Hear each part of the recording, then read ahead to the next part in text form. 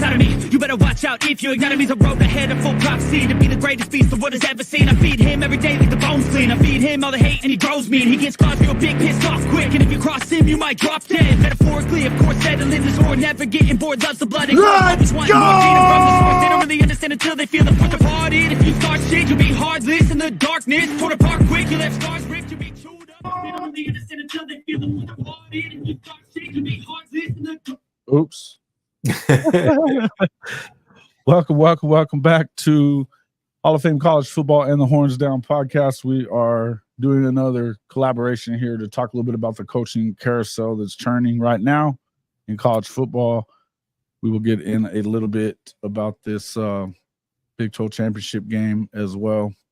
I mean, I think that's where we start. Honestly, let's start on the heels of that and then just kind of roll into some other. Yeah, you see On3 just put out a thing about Dabo to emerge as a candidate to A&M. But man, first off, I think we should, like I said, I think we should just start by saying, hey, like, subscribe, share, do all those different things. Let's get the word out about the show. We're doing a little quick pod for you guys tonight. Horns Down Podcast, Hall of Fame College Football podcast as well. So hey, joy collab. But anyways, BYU. Oh, man, you almost had them. You almost had those boys. You almost had them. Third quarter, I do not know what it was. I mean, I think really that's where the game really came down to. Third quarter, they came out there and they played not to lose instead of, just keeping their foot on the gas. And the fact of the matter is that with Retlaf, or however you say his last name, he gives me so much anxiety because I don't know if he's going to be able to hand the ball off correctly, right? So for me, the problem was that you don't, as aggressive as OSU plays and they give you chances, especially with their safeties, you can't run, triple fake handoffs and then go east and west and throw it to your flat. Like, that can't be your plays. That can't be what you're really trying to draw up. You got to just go north and south. So I don't know. I felt like they could have had a better game plan. They had a chance to win. It definitely had a chance to win. That fumble, that was beyond me. I did not see that happening. I thought he was down, and then obviously replay said differently. But damn, that was that close. Well, and it shouldn't have really got that. The problem, that's the whole deal on that one is that shit. When you go up that far, at the half and stuff. Let's see. He says, love you guys. I got some 2024 recruiting. You filmed a breakdown. High Top Sports Recruiting. Hey, folks, everybody make sure you get over there and check out the professor on High Top Sports Recruiting. This dude's channel is growing fast and should be growing fast. He's getting a lot of stuff, a lot of action coming through real quick. So make sure that you jump over there and check out his show. And, yeah. Let's see. Florida's on too as well. Yeah, he's got to check out Florida as well. They're playing right now against Florida State. That should be a big deal. Massive choke. Looks like someone I know. The thing is that it surprises me that, I could hear the choke coming from freaking, and after that first half, it really looked like that was what was going down. They had opportunities to turn him over another couple of times, as far as Oklahoma State's quarterback, they just didn't. It didn't really. It looked as aggressive as BYU was in that first half. Mm-hmm. They weren't aggressive at all in the second half until it got tied. And even there, it shouldn't even have been a tie at that point. The guy misses an extra point. Crazy stuff, right? Mm-hmm. Crazy stuff. Another thing that I'll point out as well is the fact that you could tell whenever they're going to have success with their run game late in that game because BYU they quit loading the box. And I know some people may say no, they actually loaded the box, but if you look at it, their linebackers are all over the place. They're in disarray. Why not go to a heavier package than that? Load that line, load the box, and make them throw the ball. Bowman had a really, really bad game. Really bad game. No, he had two. He had the one that was a pick six, and then he almost threw two other ones that I saw. Yeah. He had a game. Yeah, that's the thing, and I'll be the first one to say it. I don't know how they get out of Dallas with the Big 12 championship simply There ain't because, no damn way. yeah, Ollie Gordon against that front seven that's going to be bad. Now, they will have success in the pass game. But the biggest problem is how long is it going to take Ollie Gordon to get going? You know, they can't go out there and spot Texas a 24-6 lead going into the third quarter. That spells disaster. Texas will beat y'all by 50, and that will, you know, be that. But you never know. I guess we'll just have to see. But I mean, you know, that puts an end to our regular season or to the Big 12 play at least before we go figure out what bowl game we're going to go to next Sunday. But yeah, that's it for Oklahoma and Big 12 play. Good yeah. Hey, 10-2. You finished 10-2. Cole Satterfield had to come in on here. He said, "Man, this 10-2 season feels a little empty." And I agree to a degree. I agree with that somewhat. It does feel empty simply because you had your chances. But, you know, my uncle, whenever we talked a little bit before we jumped on here, he said, "Man, you get what you earned. You get what you earned." Yeah. My answer to this, I don't want Texas to play in the college football playoff. I know that. I don't want them to play in the college football playoff. So that's kind of where I'm at on it. I mean, the thing is that, you know, obviously it's bittersweet because you lost to OSU this year, but at the same time, it's Texas. So whatever will ruin their season, that's how you would feel. But it kind of is what it is. I know John Doe's been in here talking about we don't have to play Texas a second time or whatnot. But I think, John Doe, I'm sorry. I'm glad that you're in here, my guy. But, hey, that's a loser mentality. That's not where we're at. I mean, I think we would have loved to match up with Texas. And I think Texas would have loved to match up with us again. But, you know, they has had a significant injury. I know we haven't been great against the run the past few weeks, but at the same time, Quinn Ewers is still Quinn Ewers, and he still throws picks and all the rest of that stuff. So, I mean, It kind of is what it is. Yeah, I mean, 10 wins, and yeah, we beat Texas, but John Doe, what I'm saying, and what I've said the past couple of shows, and Jason will tell you, the expectation changed after the Texas game. It still can't. I mean, we had the show yesterday where we talked about this, that it was the bottom line was to me is that you still made a significant step forward this season. Yeah. I was talking to Coach after we got off the air yesterday, and he was like, "Guys, you got to remember that." And you said it on here too. There was a lot of folks picking Oklahoma to go 8-4 at best, 7-5 possibly. You know, most of us were saying 9-3, 10-2, 8-4 being the absolute floor. Mm-hmm. They finished 10-2. They beat Texas. Yeah, that moved the goalposts a little bit. In the end, one of the things that I've noticed and something that I want to kind of reiterate of what I was feeling yesterday is that, look, I think that Oklahoma, it's kind of bittersweet because of the fact that you feel like Oklahoma could beat anybody in the country. The other thing, though, is that you also feel like Oklahoma could lose to anybody in the country. You just don't know. I think that they're just not a finished product yet. No, you know, they're not a finished product. And that's the whole deal. As talented as they are at certain areas, they're going to be a lot better later. Yeah. Yeah. You know, still emotional. But yeah, no, I mean, but to these, but you know, I think BYU that, you know, you play not to lose, you lose some of that aggressiveness, and then also, you know, defensively, you just kind of, you know, you start giving up a little bit more than what you needed to, and you couldn't get off the field. Yeah. Yeah. Yeah, Stat Guy and Coach I's preseason show, they were saying 7-5. Coach I didn't. He said 9-3, 10-2.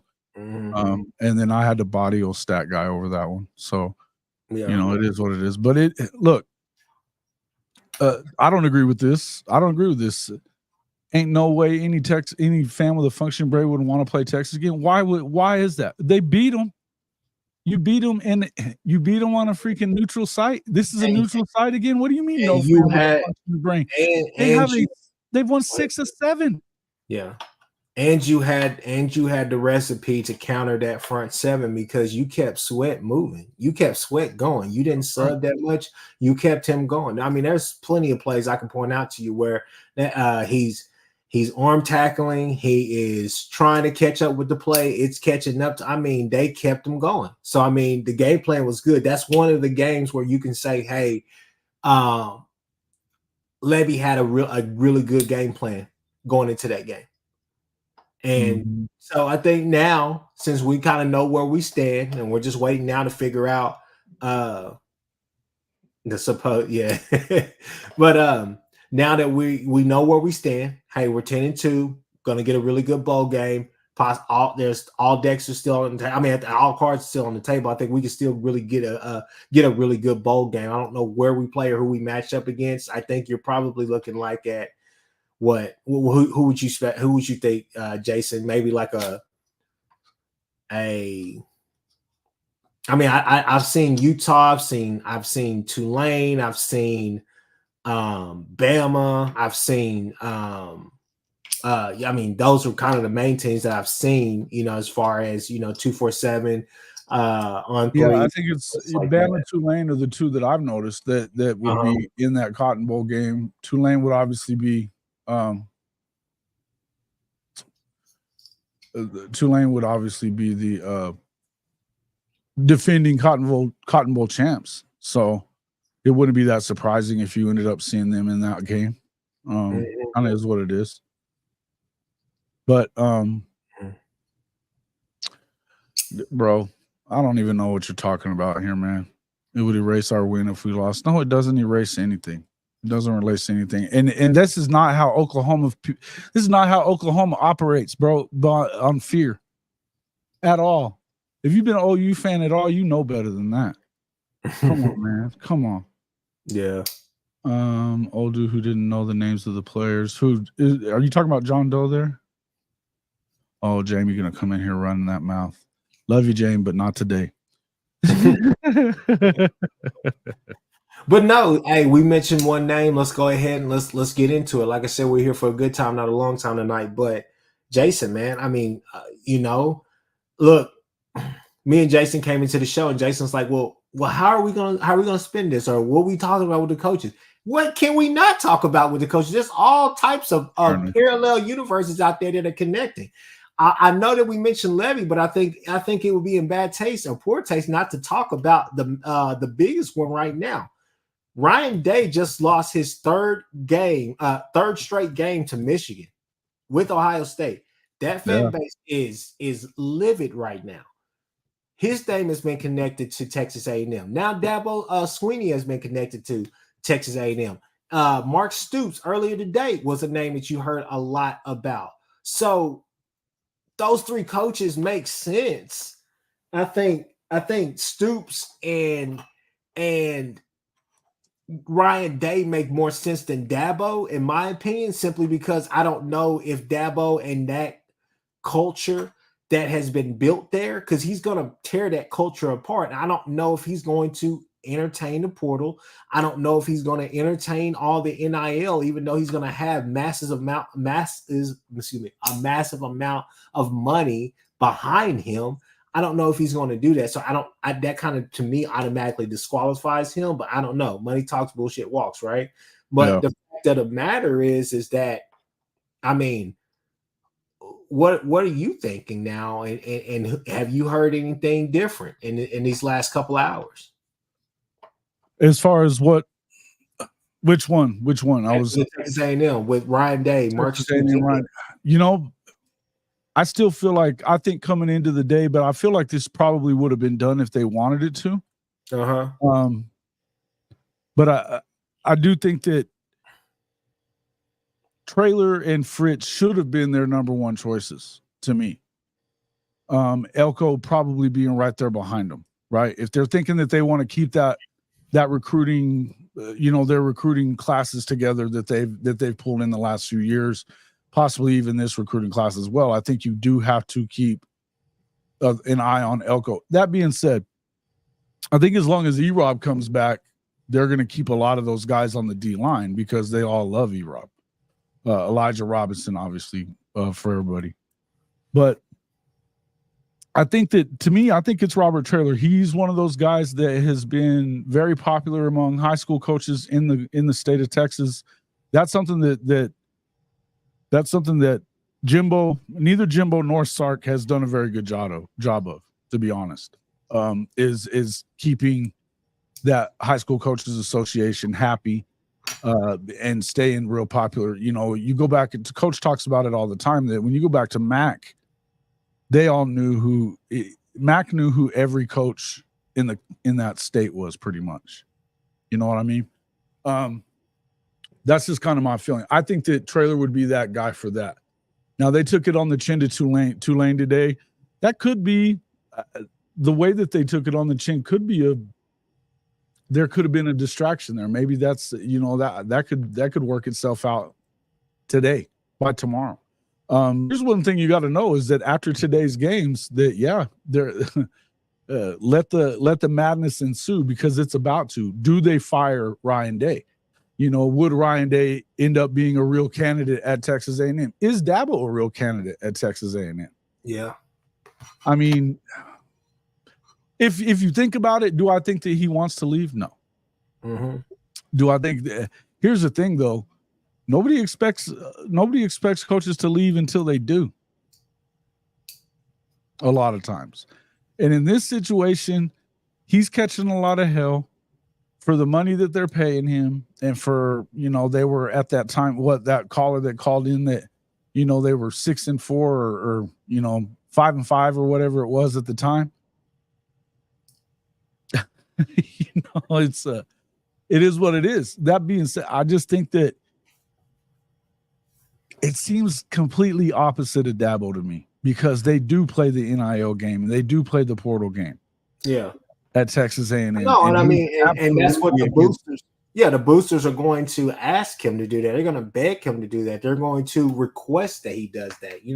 So I mean, to me, it's just not necessarily a good fit with who he is as a person right now. And there's nothing wrong if he wants to stand on his hill by himself and die there. But I mean, that kind of is what it is. But I think that Ryan Day. Jay made a good point in one of the chats today. Jay said, Jay from Unfair Sports, y'all. Jay said, Hey, man, look, it's lower expectation, right? It's lower expectation if he goes to Texas A&M, because if he wins 10, 11 ball games, that's great for them. They love that. You're a hero there.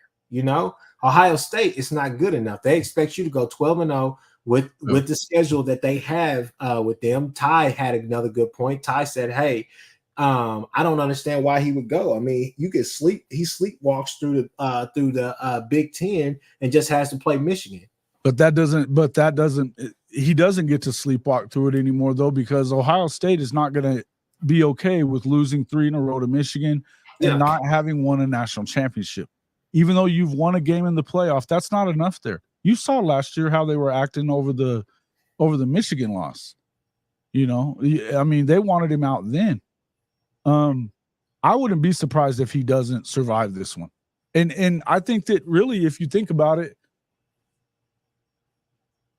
I don't know how long he would necessarily. I think he would probably last a little longer at A&M, because he would bring some offense with him to that deal. Defensively, they haven't been good enough to compete in the Big Ten, though. What are you looking at? I'm sorry. I was looking at what G-Man said. I don't even know what G-Man said. I'm like, G-Man, what did I do? Said, y'all are so soft. Chris comes on Texas channels to talk shit, but you guys are in your field. What are we in our feelings about? He can run along. Who cares what this? Oh, yeah. Anyway. I don't even know what he's saying. No, keep going, bro. It's like, huh? Like, what's going on? He's a weak sauce dude anyways. All these Texas dudes coming in here running their freaking mouth. Go on your Texas channels, dude, and go talk to somebody in there. Nobody gives a shit what you're saying in here. Shut up. Yeah. We're in there talking about coaching changes. Just because Bama won a Lebby doesn't mean that he's the best OC in the country. All right, so yeah, and they're losing recruits to Clemson, Ohio State, etc. That's exactly. And Sooner Cowboys, you're right on the money there. That's the whole deal, is that when you do that, you gotta look at it in terms of This is Ohio State. They are as freaking delusional as anybody, Texas A&M fans, anybody else when it comes to that stuff. Of doing whatever. We put him in a timeout. Who put you in a timeout? I didn't put you in a timeout. So one of the moderators could have, and so what? Suck it up, Buttercup. I got moderators on here. Don't run your mouth so much. Y'all got beat by Oklahoma, so be quiet. Good enough for them to want them. Yeah. Oklahoma State just might beat Texas. Yeah, I doubt that. I feel like Texas is going to smack Oklahoma State. But I don't believe for a second that Texas would have beaten Oklahoma the second time around. I just don't. No, I don't either.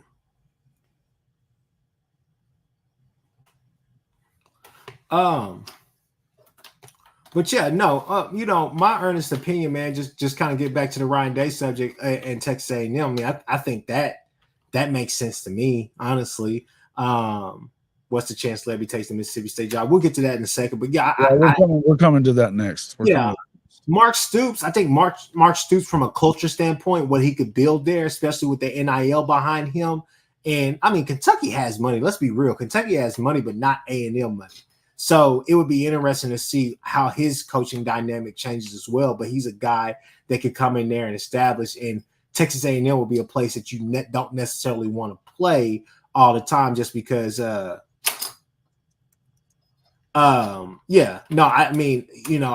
think Texas A&M would be a decent fit for him. But I don't know, man. It's just really crazy. I mean, the coaching carousel is about to get crazy because we for the last few weeks, we've named so many coaches. We've named so many coaches that really fit what everybody thinks Texas A&M should evolve to or turn to, with Willie Fritz, Kyle Whittingham, guys like that could come in instantly, in my opinion, have success and all the rest of that. But you got to have somebody that comes in there and commands respect from day one and can keep a lot of those recruits, because a lot of those recruits have ties to a lot of different places. And that transfer portal is coming up. At some point, that transfer portal is going to be wide the hell open. Somebody going to jump in there. I think everybody is just kind of waiting to see what's going to happen because they like E-Rock, right? So that's great and all, but you kind of got to figure it out, because there's going to be a lot of shuffling because, Ryan Day comes. What's the chances of him bringing Devin Brown or Kyle McCord with them? Texas A&M fans would probably hate to see Kyle McCord go there, but it kind of is what it is. But now I guess it's the right time to go ahead and move to the Lebby talk. I mean, Lebby to Mississippi State. I forgot about this. We didn't mention this on the stream yesterday. One of the ties that he has to Mississippi State is because the Selman guy is there. The assistant AD that was here is he's the AD there at Mississippi State, and he was a part of the hiring process to bring in BV, Lebby, and the rest of the guys. Correct. So, I mean, there's ties there. And I know that Mississippi State fans feel some type of way about the whole, Baylor happenings. Let's just call it that. Leave it there. But, no, don't leave it there. What do you mean by that? They feel some kind of way? Well, I mean, it's all over Twitter. I mean, people are writing open letters. People are, they're kind of against it simply because of the Art Brow stuff. So, I mean, they think that, they believe that Lebby was really involved in that stuff. And that's not for me to say yes or no. But he's been implicated in it. But I would say this. The matter is, say about the Baylor stuff, and I'm not. What was going on there was disgusting. Period. Plain and simple. But what I would remind everybody is that it's been obvious. I mean, there is a lot of stuff out there, and if you're gonna start throwing certain folks under the bus in these things, you better go make sure that you do all the research. I've done it, and I'm going to tell you, it was going on long before Lebby and Briles got there. Yeah.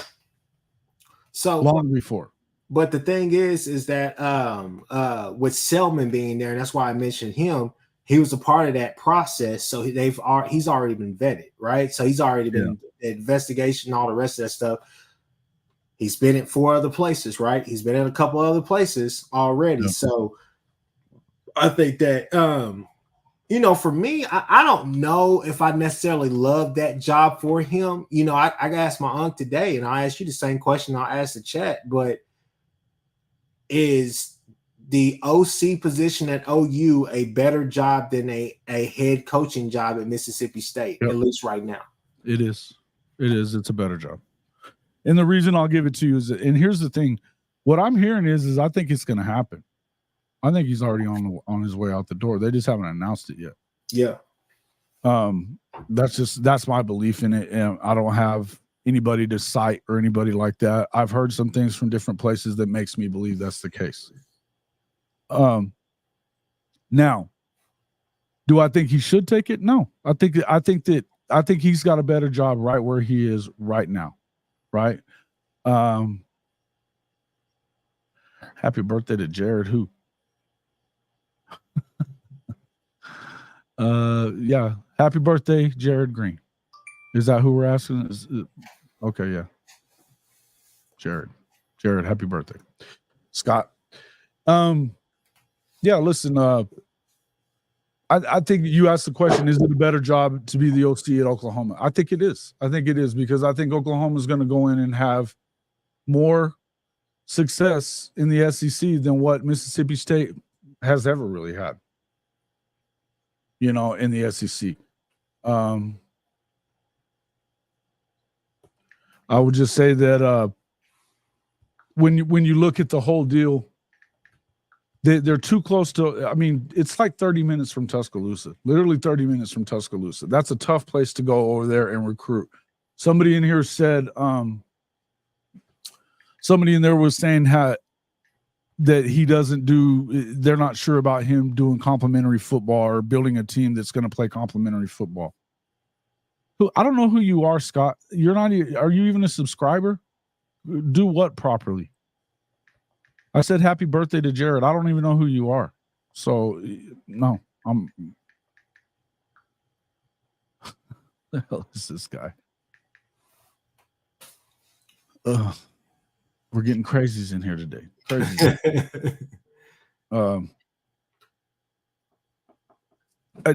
Just to me, I'm not sure about it. I just think that you're probably in a situation where it's a tough place to recruit. It's a tough place to go up against these guys. And the good news is you're not in a freaking actual division anymore. They don't have it east-west after this season.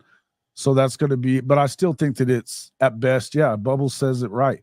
It's always going to be a third-tier team in the SEC, and that's probably at best.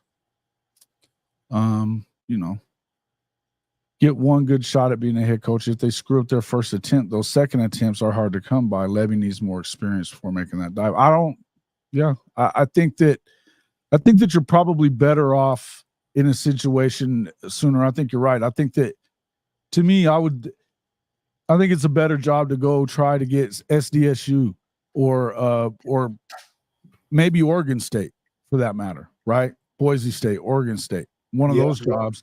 Go do a good job there than it is to. But I mean, listen, when you go tell a coach that and they're thinking, okay, well, I have a chance to go, and even if I do as well as say, what's his name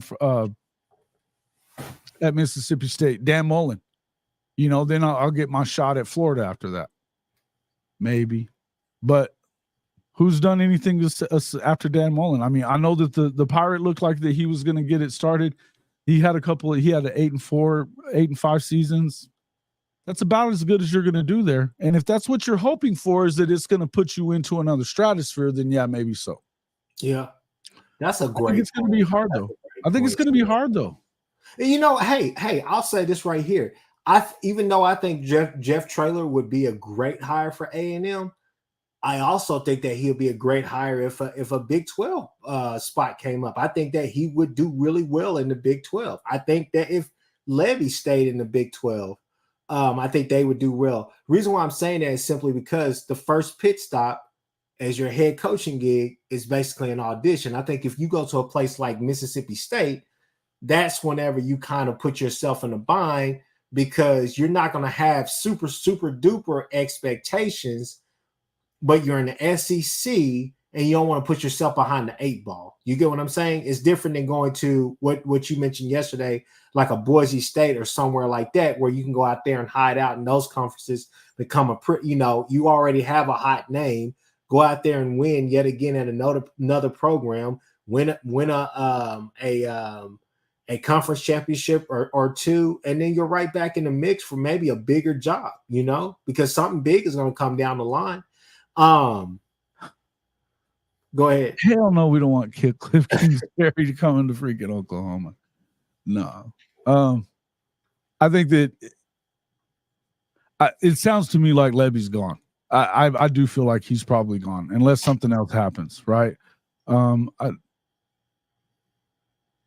gonna stay off of these. You can keep your eye on the chat if you want to. I'm gonna stop looking at the freaking chat because it's driving me nuts. I got you. You handle that. You let me know when there's something that you want to look at.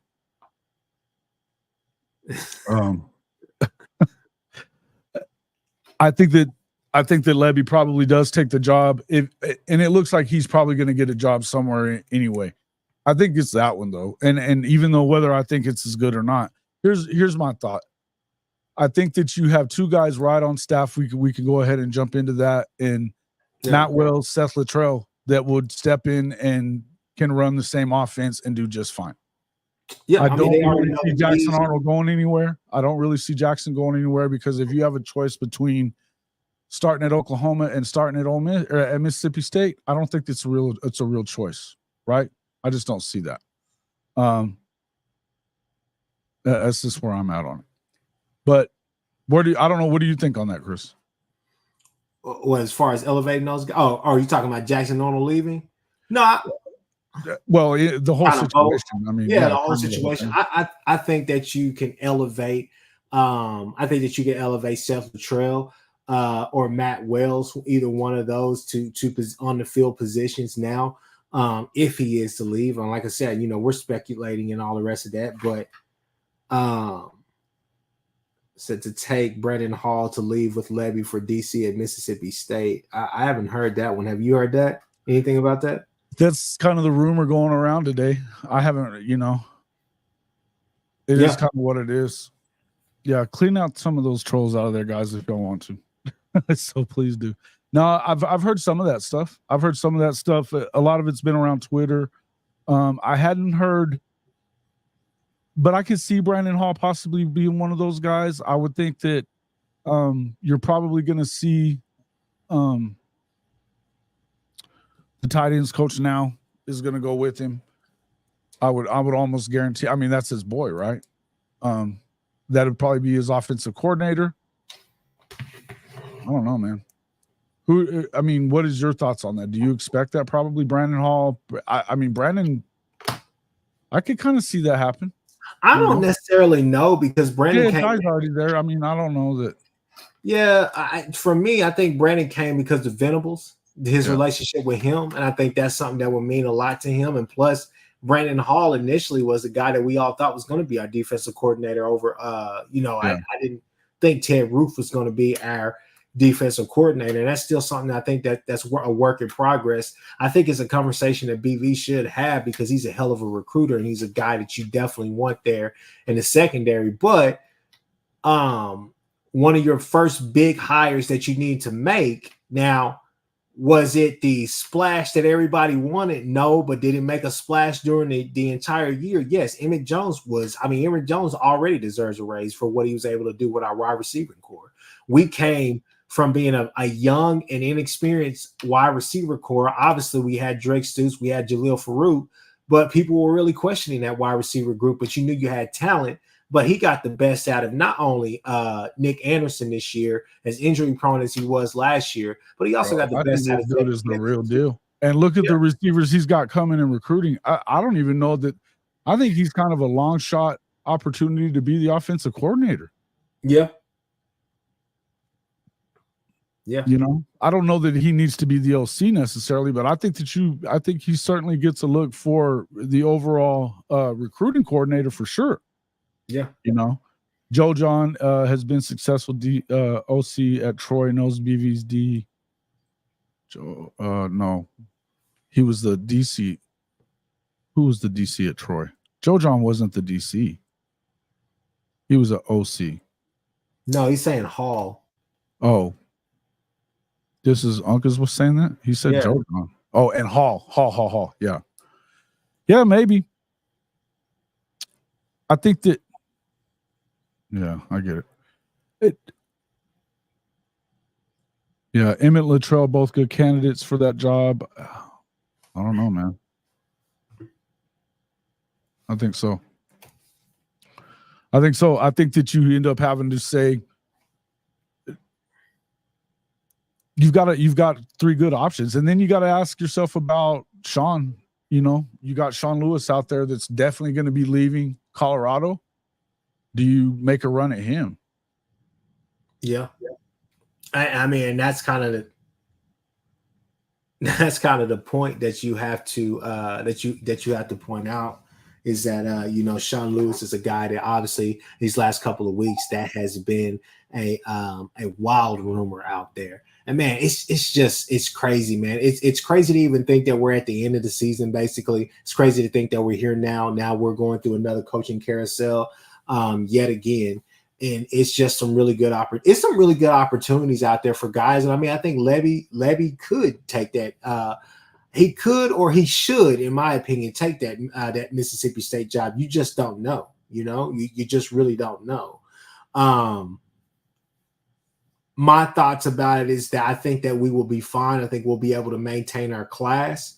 I think that, you know, for me, you know, yeah, you could take Jackson Arnold if you want, but I think Gabriel would be the guy that you would want to take because he gives you a chance to have, I guess, instant success instead of trying to go through a building phase with Jackson Arnold. If you want to stay with Jackson Arnold, I think that you stay here, keep your class intact, and you stay the OC at OU because, you know, let's be honest, you're going to have a machine next year. You know, what people have to understand, I get what y'all want to talk about the defense these last couple of weeks. Fact of the matter is, with some of the guys that are coming in on both sides of the ball, Lebby's third year, if his game management if his play calling can match his somewhat good game management this year, OU's going to be dangerous next year. OU could look at the worst being 10-2 next year simply because they're going to be a machine. Nick Anderson, Jaden Gibson, Jalil Farouk, Petaway, guys like that. KJ Daniels, my uncle's talking about him, and the Reagan's kid. Those kids are going to be problems in the SEC with all that speed, the height, the variations. I mean, you know, it just kind of depends on what Lebby wants to do. So, I mean, you know, for me, like I said, I think Mississippi State is a wonderful opportunity for him at this point, but he could also do better. I mean, but the question is does he want to be back, and who all in OU really wants him back? That's a good question because I don't know. A lot of people don't want him back. I know that. I mean, look, Chris, you're one of the people that said he needed to go weeks ago. Yeah, I am. You know, has it changed a little bit as far as, I mean, has your tune changed at all? I think it kind of has. It seems like it kind of has a little bit. My tune has, but I don't think it bothers you that much if he was to go anywhere. My tune has lightened up. My tone has lightened. I'm still not necessarily convinced, simply because of the fact that I'm sitting here rooting on BYU to win a game to get us in the Big 12 because I know what it really came down to. Fair enough. So that's my biggest problem. You know, the aggressiveness or whatnot. Like, when is he going to be aggressive and when is he not? You know, the offense these past couple of weeks has looked really good, but you know, I don't know. I'm just at the point now where I'm kind of like, you know, I'm personally ready to part ways, but I know that a lot of our fan base is not, and that's my take. And I don't want everybody to come for me and all the rest of that because I see OU Twitter is divided per usual with sure. Yeah, if you don't like Dylan Gabriel, or if you think Lebby should leave, you're a moron, you're an idiot. And I'm just like, no, I'm just like, hey, I'm entitled to my opinion.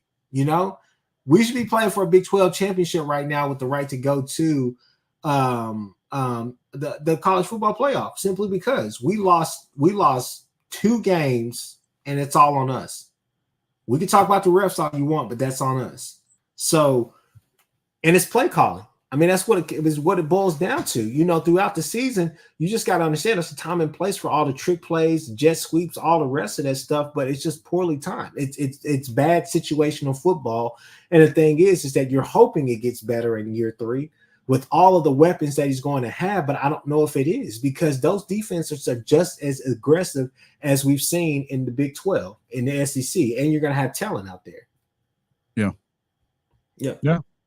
No, I agree, and I think that I'm not one that didn't kind of go after him about some of his play calling as well. I think that I've said it before, and I'll say it again, that I believe that he lacks a goal in mind with a particular defense that he's going up against, or when he reaches what should be the goal, he doesn't seem to continue pressing that button. I mean, I think you should break the button off by the time that, make them stop it before you figure that out, right? Yeah. That's just kind of where I'm at on it.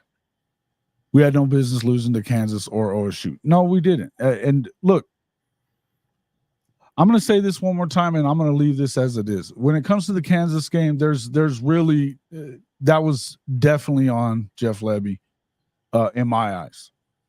The OSU game, not as much.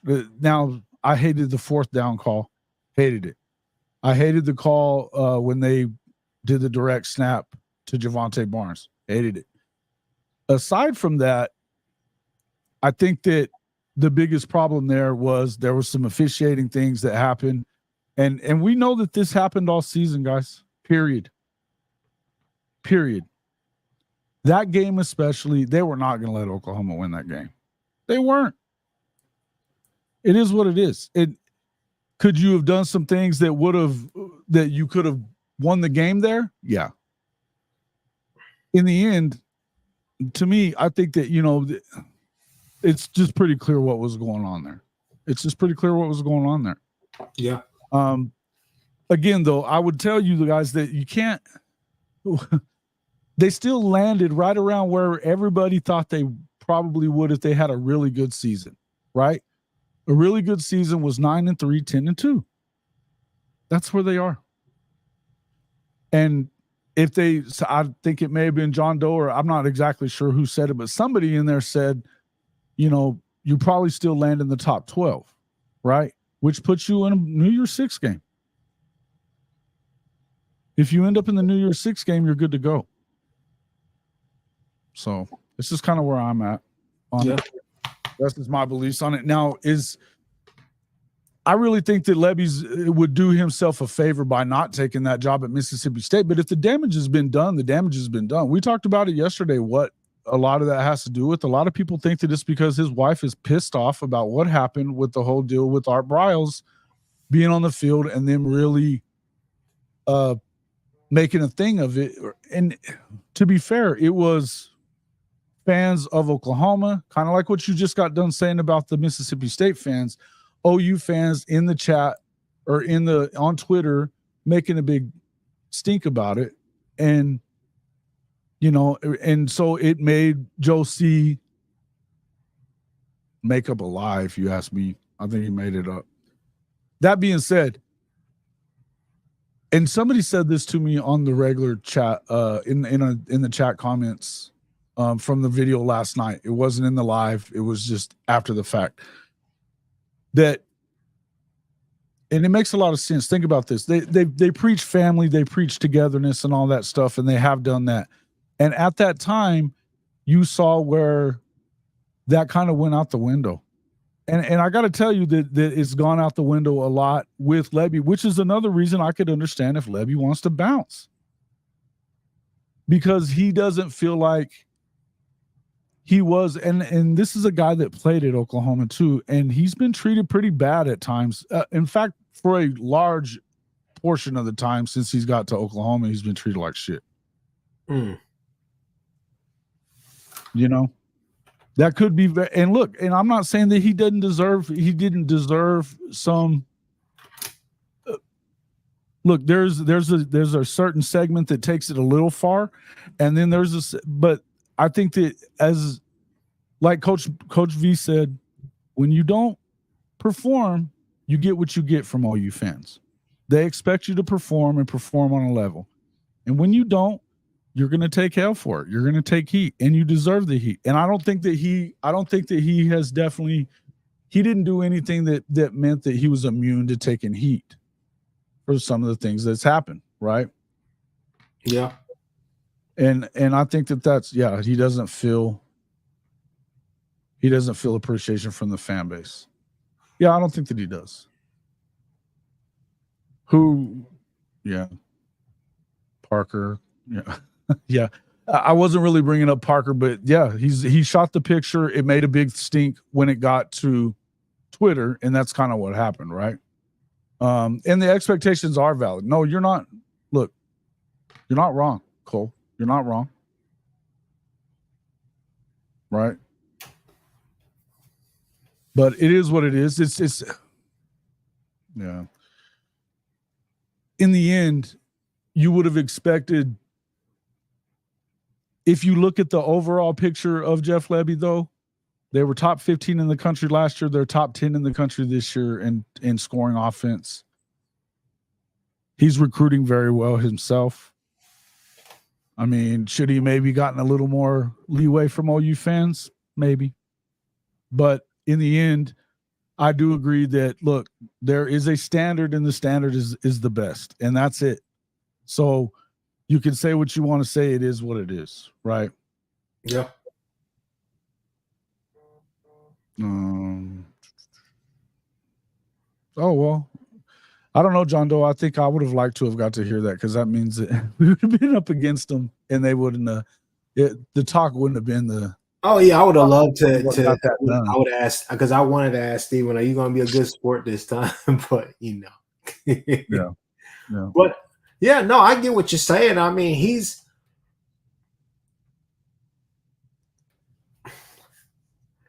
done a good job for a good portion of his tenure here, right? Mm-hmm. But the clutch performances just haven't been there. And the first year, I think that's something that we got to talk about as well, Jason.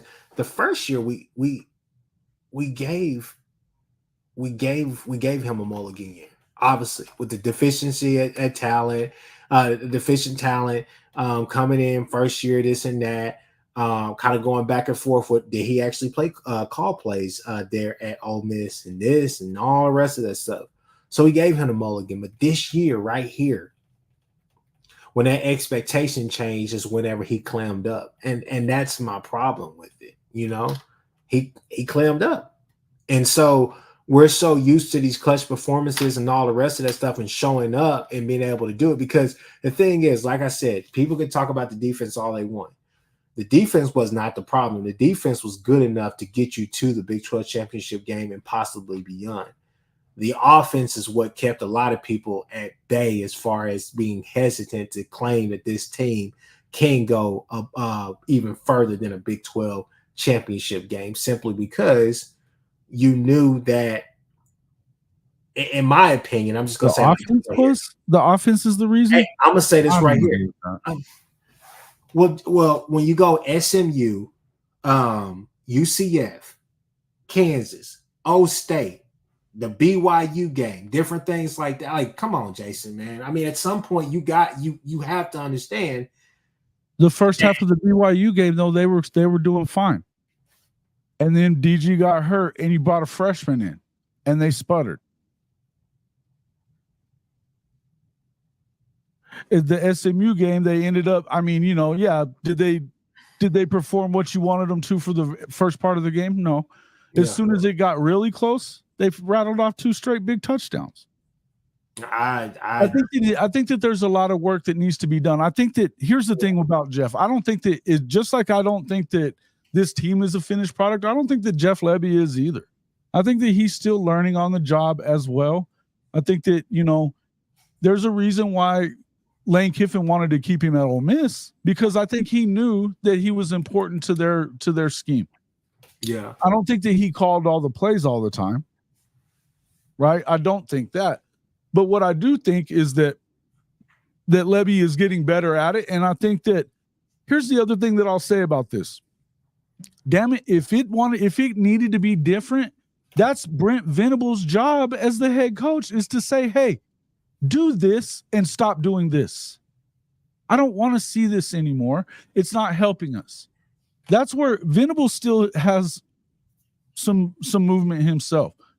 For the folks that were out there yesterday saying that it was that if Venables doesn't at least go 10-2 next year, that he's going to get fired, who the hell? And Lori was one of them. Are you insane?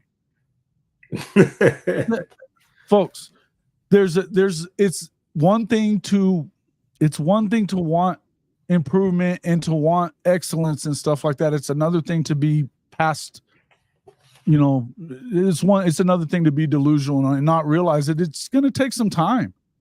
It's just going to take some time. Sooner Cowboys, everybody knows that the D-line got bullied in a couple of games. You know what? They also held up in some games too, like against Texas, who everybody said was going to bully them. The bottom line is that you don't have the depth there that you would like to have. You have some depth. You're better than you were a year ago there. It's not a finished product. Not a finished product. It is what it is.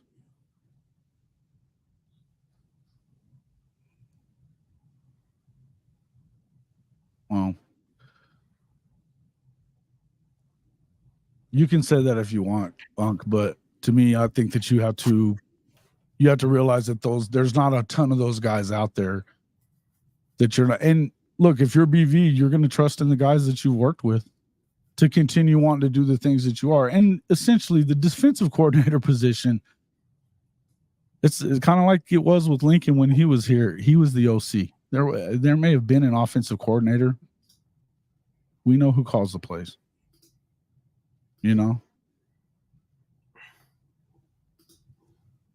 Brought what up, and you own it.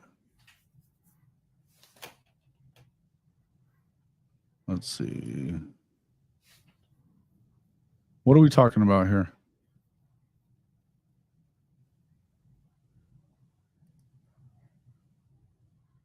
I think that it's going to get better, the D-line. I think that's clear that it's headed in the right direction. They've got 6 blue chippers in this class coming up if it all falls like it's supposed to. Right? And there's a line between delusion and understanding that there's a standard, guys. And it's a thin line, I think. It's definitely a thin line.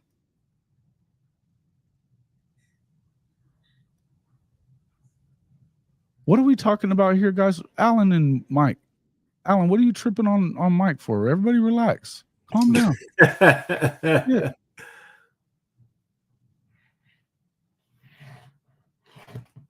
Man, look, my thoughts are simply just right here. I think that I trust this staff. I trust BV. I think BV, regardless of what happened, and I brought up Emmett Jones earlier, and my point with that simply was I trust what he's going to be able to do as far as if he's going to elevate a coach or if he's going to go get somebody. I think he's going to knock that next hire out because I think that he's going to understand what he has in his building. And I think everybody understands what he has in the building with a Jackson Arnold and the talent that's around him. I think that for us, we have to, to be honest with you, there's some ties that we need to cut on and off the field. We can't have 13, different running backs trying to run the football or whatnot. We have to have that rotation of how you're going to do it. Wide receiver wise or whatnot. For me, hey, where are you going with that one though? As far as the running backs, though, where are you going? You gotta get your running backs a rhythm. I mean, a lot of people love Tawee or whatnot, but in my opinion, we're not going to be successful with Tawee being our feature back. Javonte Barnes is going to have to figure it out, or something's going to have to happen there with the 2 freshmen, Smothers and Hicks. I know that they're being, it seems like they're a bit impatient. I don't know. That's just the feel that I get from what I've heard and from what I've kind of seen. But I don't know if that's actually the thing. But you have to figure out your rotations. But obviously, we know Marcus Majors can't be in that rotation. You can't sacrifice your running back room for that. You need to go out there and you need to go with the talent, in my opinion. But I think that there are some ties that we have to figure out. As much as I love what Stogner has done for this program since he's been here, you know, he hasn't set the world on fire, but I respect what he was able to do, especially this year coming in. But I mean, you got to get more athletic at that position, right? At the tight end position. I mean, obviously it's great to have a blocker, but last year it just wasn't Drake Stoops on third downs. I mean, Braden Willis was that third down guy as well whenever you needed it, you know? And that was another dimension of this offense that was really missing, was having a dynamic tight end out there as well. So, I mean, it's going to be really interesting. But yeah. My answer to this one right here, good. He needs to go. I don't think that anybody needs to see Majors anymore. I mean, we've seen enough of him. How many times you got to watch that dude run into the back of a lineman? You know, I'm just there. Yeah, refusing to play anyone else at punt returner is troubling. But who do you think that's on? Who do you? I mean, are we? I don't know, man. Yeah, no more Major. Major's going to transfer. He should, and he has had his chances, man. The dude has been, when he's been hurt, and then when he comes in, he plays like he's hurt or he's scared of getting hurt. It's just that I just don't see it. But listen, I don't think that it's a far fetched to say something's up in that running back room, though. Yeah. You know, I'm not going to say everything I've heard, but I'm going to tell you things aren't good there. Now, I think that I would tell you that I think that DeMarco's a hell of a recruiter. I'm just not sure that he's. I don't know. I don't like the substitution patterns and his personnel groupings. I just don't like it. Yeah. Unhappy's an understatement, Bubbles. You know. Unhappy's an understatement. I think that the main thing is that there's something up there. They were pissed off. I think that the entirety, not just Tawi, but namely Tawi, was unhappy about Major getting so many touches and starts in the early part of the season, all the way up until Texas, and Tawi not really getting there. You know. And so and then think about it. He didn't play against UCF. Tawi didn't play. Yeah. He didn't, and he still doesn't have one, guys. Still doesn't have one. And to be honest with you, as much as I love Tawi for what he did this season, I'm going to tell you now, I don't see him being there. You don't think Tawi would come there? You don't think Tawi's going to be there next year? Why would you? If you're not getting the amount of time in the game that you think that you deserve now, and they've got even better running backs coming in next season, then what? You know, do you think he gets more playing time or less? If you're Tawi, you have to expect it's going to be less. If I'm Tawi, I'm out.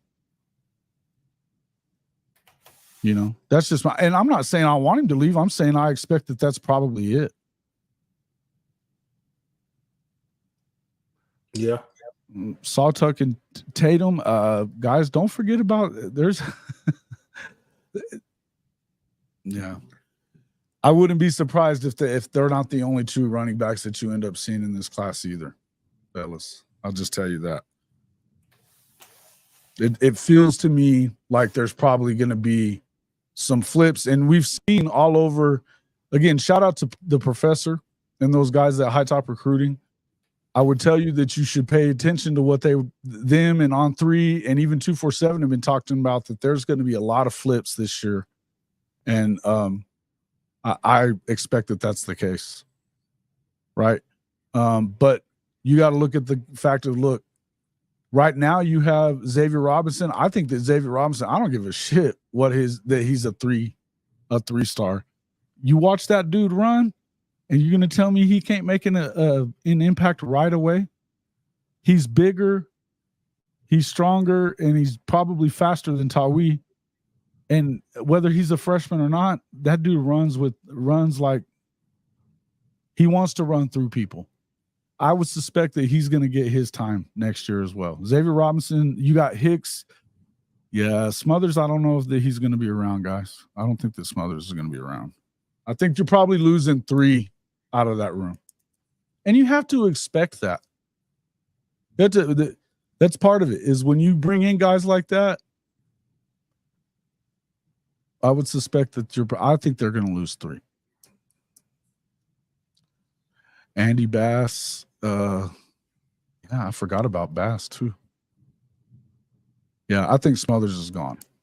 I keep hearing that. And from nobody in particular, but it's just something that keeps popping up.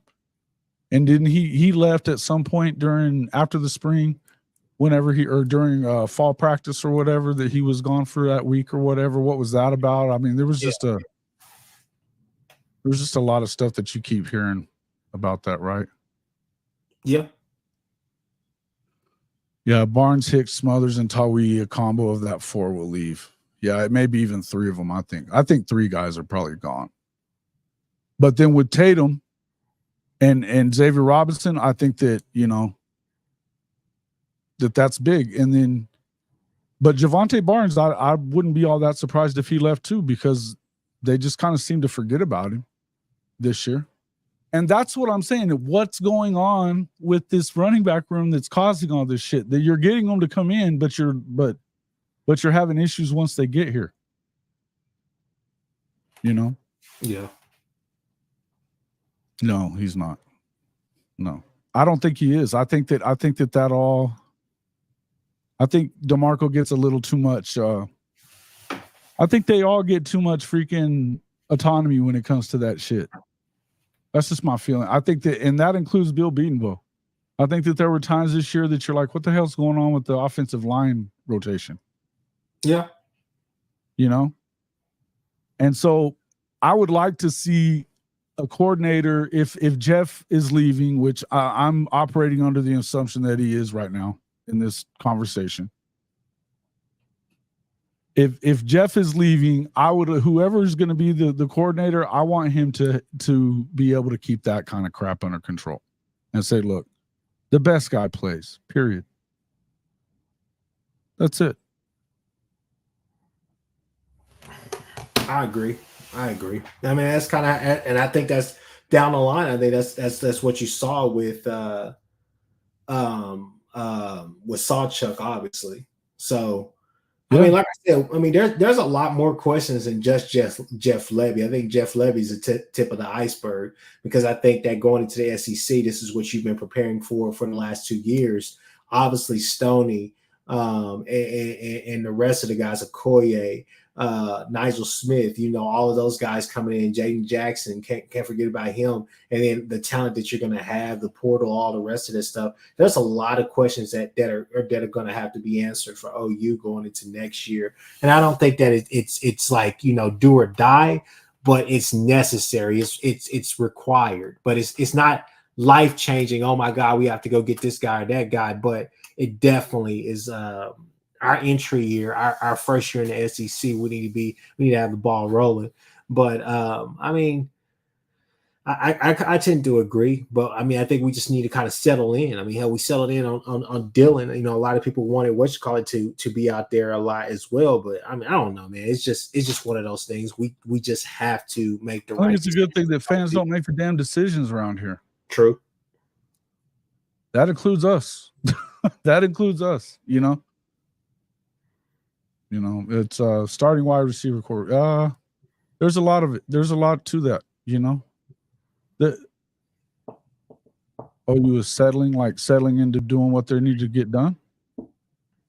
Look, I think they're going to be fine. I think they're going to be fine. And Sooner Cowboys, back off the D-line stuff. You're not all the shit that you talked for the last year about who they weren't getting, and you don't ever change the record because look at who they got. They got Stoney. Dude, they got a lot of guys that are coming in all across that defensive line that are going to be damn good. Nigel Smith, bro, that right there, these are two guys that can make an impact immediately. Jaden Gibson. There's a lot of these dudes across. I mean, look, I'm still telling you PJ Adebawari is probably going to be the man next year, right? Yeah. Smith, Stone Jackson Smith, no said. And then, hey, Danny Okoye on the edge, PJ on the edge. I want people to stop. I mean, Sooner Cowboys, McKinley was never going to end up there. His parents wanted him close to home, period. That's why he's still not going to end up there. He was supposed to go to LSU. He was never going to be an Oklahoma Sooner, man. And it was as close as it was ever going to get. Sooner Cowboys, you need to stop, bro. You need to stop one time. Good grief. All right, let's talk about some other stuff. These other coaching offers. Who do you really think ends up at A&M? You asked me what I thought. I want to know what you thought there. I think Ryan Day ends up at A&M, bro. I think Ryan Day. Really? You think it flips that big? I think he ends up at. I think he ends up there. I like our Mason Thomas. Punk. I like him. Well, yeah, where's he going to get a better engineering degree than Sooner Cowboys? It ain't here. Jade Jackson, most underrated. So is Hollywood, or not Hollywood. Again, the kid from Champ Sanders. He's underrated as hell. He's going to be a sophomore next year, or redshirt freshman. I think it's just going to be, yeah. They're questioning this. A&M deserves Ryan Day, another mediocre coach. But really, I just can't fathom OSU getting rid of him. Bubbles, I can fathom that. Have you ever met a freaking Ohio State fan? If you've met an Ohio State fan, you can fathom this. Right?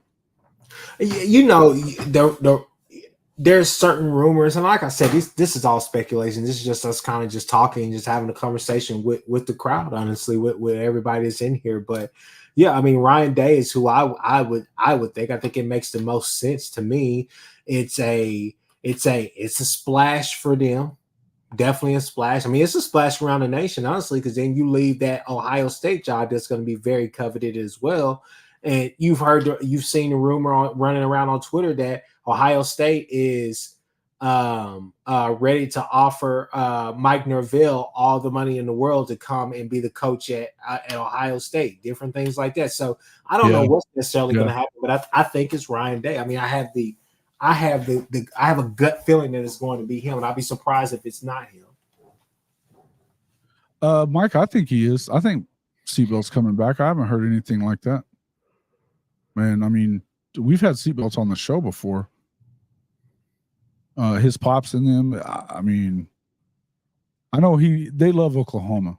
I don't think that he's going anywhere. I think that if he didn't get more playing time next year, I could see that. But I think that he came in wanting to probably get more playing time than he thought, or than he got this year. But yeah, I don't think so.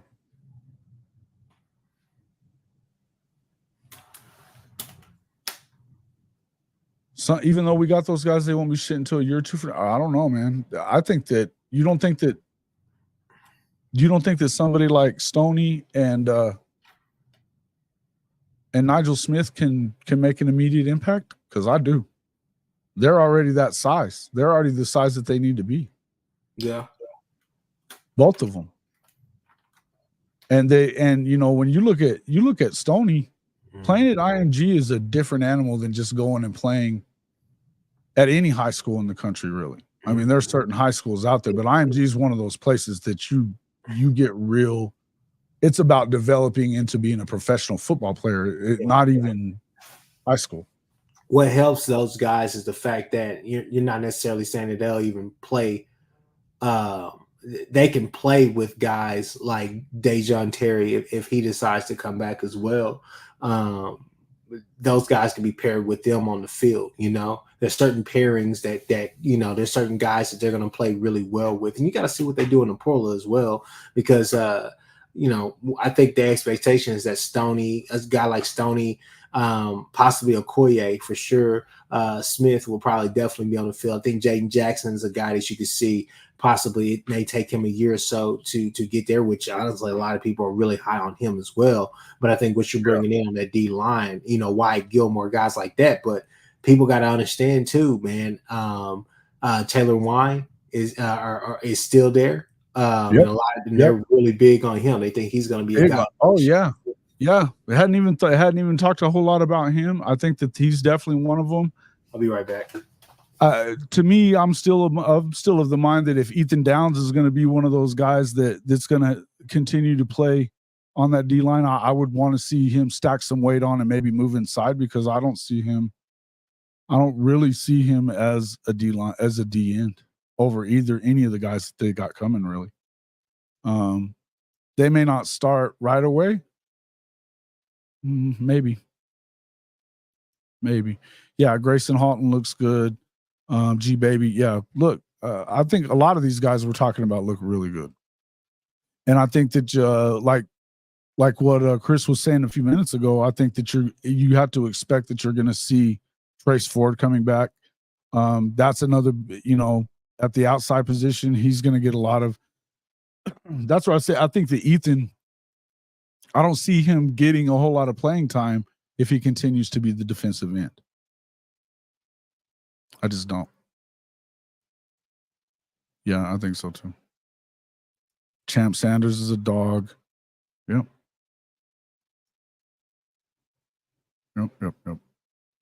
Dejon Terry needs to come back. That would be good. It would. Yeah, I agree. I agree with all this. Guys. But again, I would tell you that when it comes to, Stoney and Smith, and you got to remember that Nigel's, he could play either place too. I think Stoney is a 2-3 technique guy. He's going to be in the middle. But I would tell you that I think that Nigel and him together, you can't just automatically think that they're not going to. They're already huge, and they're going to stack on some more weight when Smitty gets a hold of them. I don't know. That's a good question, man. I think that here's the thing about that. I think it all depends on who they get and what happens with E-Rob. Elijah Robinson is the guy that keeps getting those guys to get in there, right? I don't think that that changes.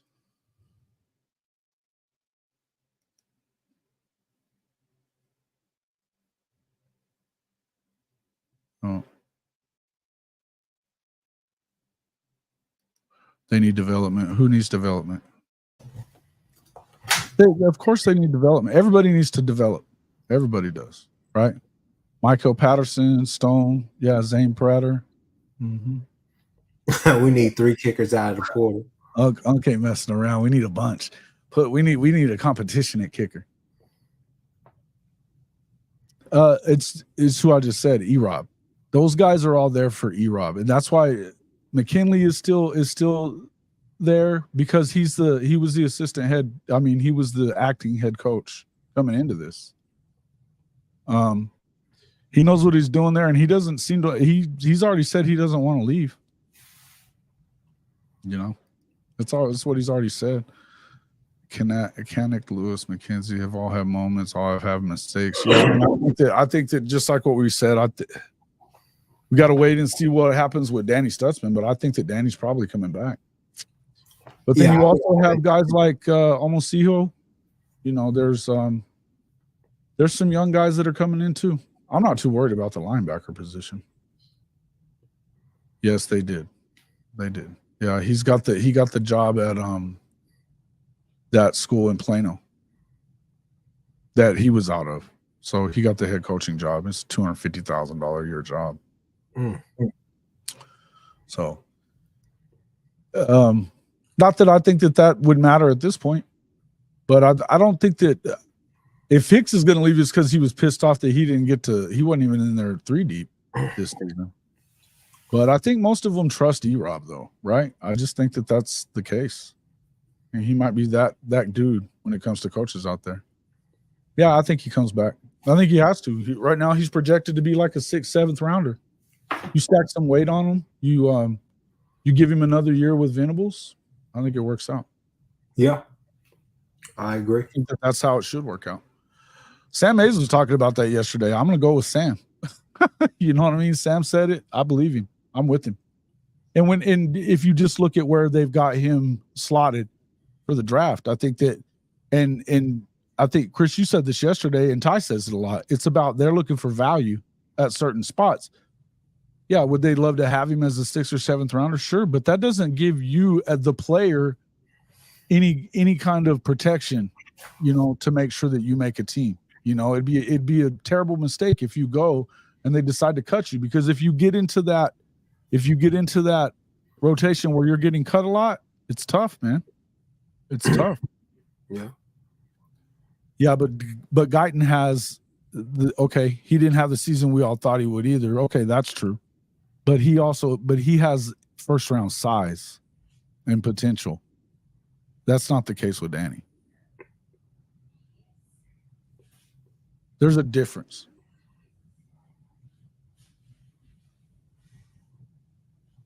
Yeah. I was looking at Frightening Truth's comment. I'm surprised at that. And cheered you on, but I'm not gonna lie to say funny. Truth, you guys better get out there and beat those dudes. That's all I know. Don't screw that one up. Because last time y'all played them, y'all lost a 17-point lead late in the 3rd quarter, by the way. Behind Spencer Sanders. No. But yeah. So as Cowboys, yeah, it sucks not to be in the Big 12. Yeah, it does. It does, man. I really thought that we were gonna have a shot, man. I was trying to get my plans together. I was like, oh man, it's gonna be a turnaround, but I may have to make that trip. But yeah. But nah, man. Robert, but a lot of people, yes, I'd give you this, what you're saying, but nobody who is now other than Trent. But Tyler Guyton is the size and build that you need him to be that guy in the league. Even if they move him to guard or whatever, he's a 1st round guy. You don't hang around for that, right? Mm-hmm. It is what it is. Yeah, listen, believe it or not, we rooted for you guys last night, or I did, kind of because I knew that the easiest way would be for BYU to handle it today. Yeah, sure thought it was. No, and frightening. I mean, I think honestly, who's 60? Frightening. I think y'all. I mean, if they come out there and spot y'all 24-6 lead, that's it. I mean, that's game, because they're not built to come back like that. Yeah, right? They're not built to really come back like that. I mean, against Houston and against BYU, that's great, but no. Yeah, they shouldn't have lost that game today. BYU shouldn't have lost that game today. Yep. But that's just how it is. Mm-hmm. But let's go ahead and wind this thing down, man. We've been on here for an hour and 18. Like, man, look, I think my final take before we get off of here is simply this right here. We didn't talk about coaching really, but except for Oklahoma coaching. I mean, we talked about it, but I mean, we talked about what we needed to. I mean, it's just a quick pod for the people. But my final take is simply this right here. I'll give it all across the board. Man, look, season Big 12 final play in Big 12. We won 10-2.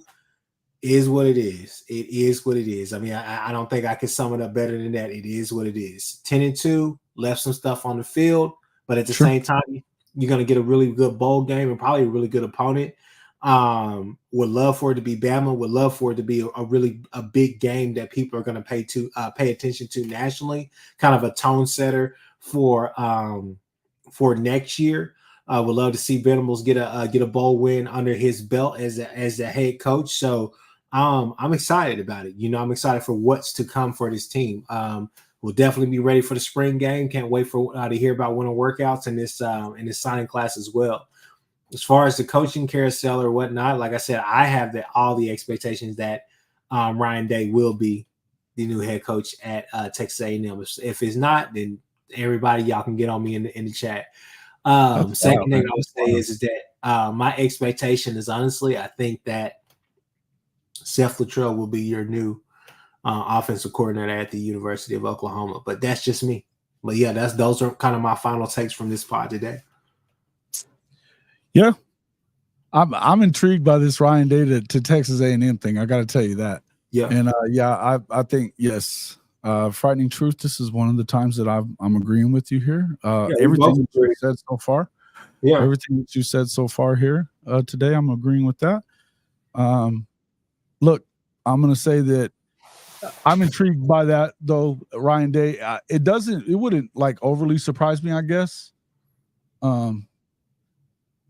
But yeah, it wouldn't overly surprise me. But then again, that would be because it would be A&M picking the wrong guy. Because I think it's the wrong guy. I think that if you're A&M and you don't go get Jeff Traylor or Willie Fritz, who are going to really be there, and really connecting with those high schools within the state of Texas and really wanting to get back to being, we recruit Texas first school, then I think you're making a mistake here. I think that you're going back to the same well that you were before. We want to make the big splash higher, right? Yeah. That's just the only thing I feel about it. But that being said, we'll see kind of what happens whenever all's said and done. But yeah, I could definitely see them making a real move towards being that. They were talking about Mark Stoops today, possible A&M coach. There's another guy that I think would be a smart move, which is why I say I don't see it happening, Steve. That's just how I feel.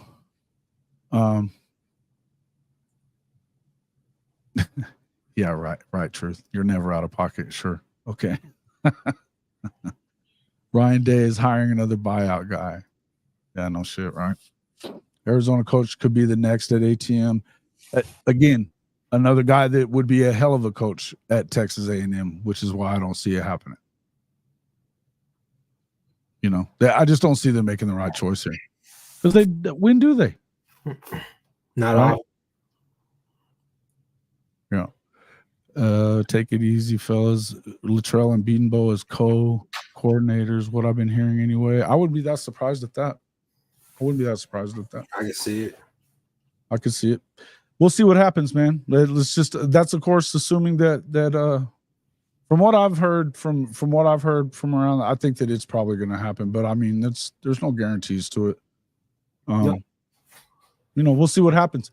I am intrigued about does the Oregon State job throw a monkey wrench in that? Because I think that that's a good position. And let's end with this. Let me ask you this: what do you think about Jonathan Smith to Michigan State? Is that a good move on Michigan State's part? I think it's a great hire. I think it's a who gives a type of take. A move. I think it doesn't necessarily move the needle for me. I mean, he's going to need 2 or 3 years to get that thing rolling. I don't. He may hit that anyway, didn't you? Huh? You needed that for sure, right? Yeah. I mean, I think he's going. I mean, it's going to be a big turnaround because Mel Tucker couldn't get it going. I mean, he had a hell of a first year. I mean, this guy Smith may hit the portal, but at the same time, I just don't know. But I just really don't know. It doesn't, like Ty would say, it doesn't move the needle for me necessarily. Ty didn't like that one either, huh? Huh. No. Ty didn't say that specifically about the job. I'm taking his saying. He just always says it doesn't move the needle for me, and it doesn't. Okay. All right. Well, let's That's it for that then. Okay, guys, let us know in the comments what you think. Who do you think is going to be where? We'll obviously we'll be keeping up with this because as of now, you're looking at probably a good month before you see Oklahoma on the field again. So there's going to be plenty to talk about. We're going to be talking about recruiting. We're going to be talking about the other bowls. We'll be talking about obviously the Big 12 championship game. We'll figure out what happens. Looks like it is what it is. So we'll definitely be talking about this. But so leave us your information or what you think in the comments. We want to know what you think too, and we'll be talking about it more and more as we go along. Folks, be sure to hit the like button on both pages. I'll be on with Coach I here later this evening. It'll be 10:30 Eastern time on the Saturday night snap count. Sure, we'll be talking a lot more about that stuff there. Obviously, make sure if you're not already a member or subscriber to either channel, for sure make sure you get over to the Horns Down podcast, and we need to help get Chris to that thousand mark. So take care of that for us, if you would. Wipe your feet in both spots, and we will see you guys on the next one.